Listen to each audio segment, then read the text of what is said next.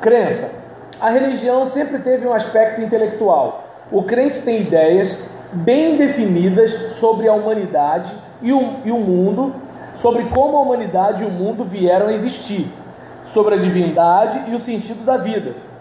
Esse é o repertório de ideias da religião que se expressam por cerimônias religiosas, ou seja, os ritos, e pela arte, mas em primeiro lugar, pela linguagem.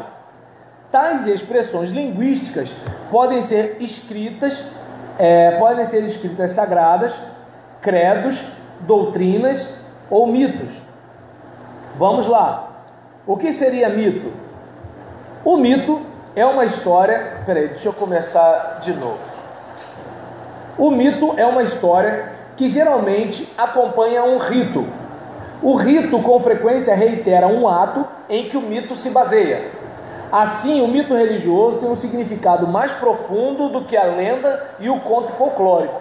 O mito procura explicar alguma coisa e uma resposta metafórica para as questões fundamentais. De onde viemos e para onde vamos? Por que estamos vivos e por que morremos? Como foi que a humanidade e o mundo passaram a existir? Quais são as forças que controlam o desenvolvimento do mundo? Claro que a gente vive numa época que quando se fala a palavra mito, está falando mentira.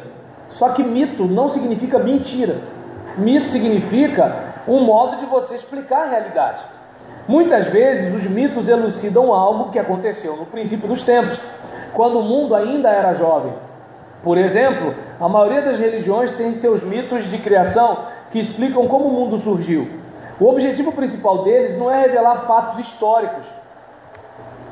A essência do mito é oferecer às pessoas uma explicação geral da existência. E é nessa hora que o aluno crente vai querer bater boca com o professor de biologia ou com o professor de história. Mas deu para perceber?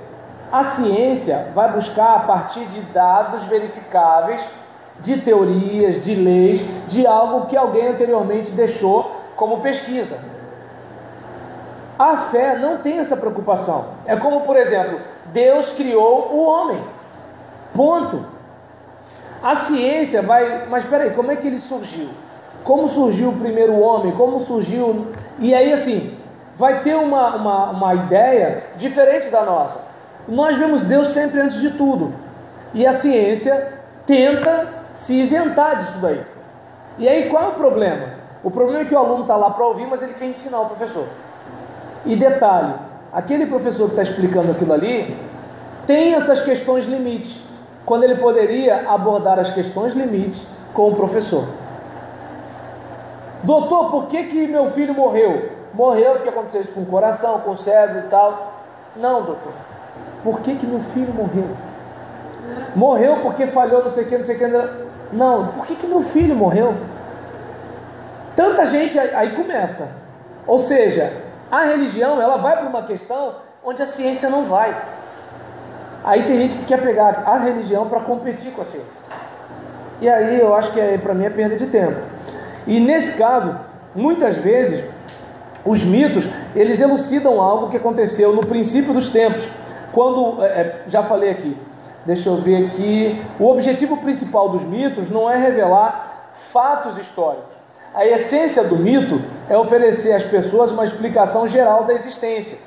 Os conceitos religiosos, que também encontraram sua expressão em mitos, podem ser divididos de modo geral em 3 tipos: conceitos sobre um Deus ou vários deuses, conceitos sobre o mundo e conceitos sobre o homem.